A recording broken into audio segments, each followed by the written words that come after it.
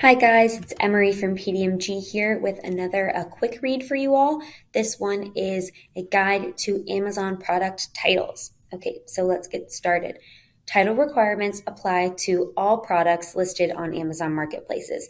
It is strongly recommended to follow the style guide that we've linked right here, specific to your category when contributing to your listing. So figure out what category you're in or decide what category you want to be in if you're just setting up the product, and make note of that and reference the style guide for that specific category when you're contributing to your listing. Super important.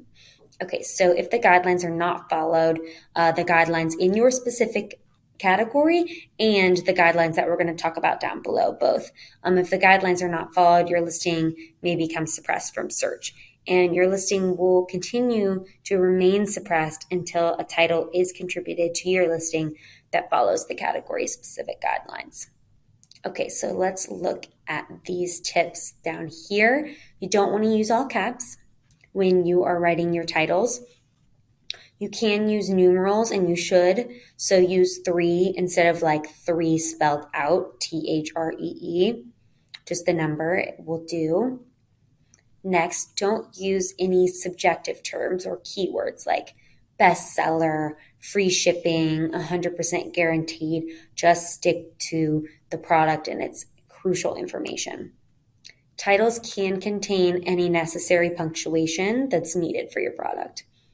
It's recommended to have the brand listed very first in your title. So brand name, then maybe like a dash, space, and then the title of your product. Measurement abbreviations are allowed, so like cm for centimeters or in for inches, and so on and so forth. That is allowed.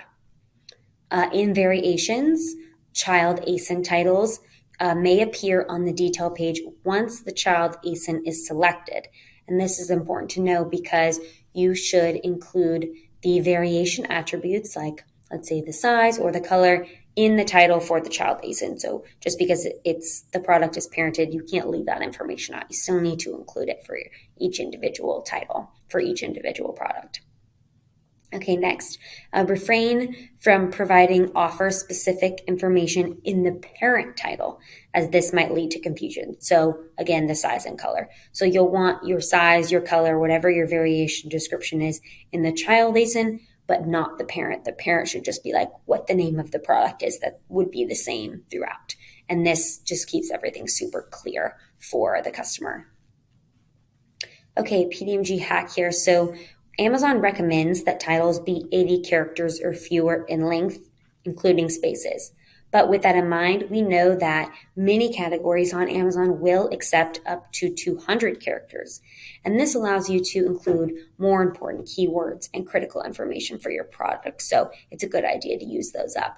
But just again, be sure to reference the category style guide for your product in order to note the exact number of characters allotted for your product, whatever category it's in. And still, even if you do go up to the 200 characters, just make sure to only use the most important information in your title. Some variation title examples. Okay, so like we were talking about the parent and the child ASINs up here. So an example of a title for a parent would be Hanes t-shirt. But if it was the child ASIN, Hanes t-shirt, red, women, etc. would be the appropriate title. And that about covers it. So if you guys have any questions, let us know, and I'll include some links down below for you guys. Thanks so much.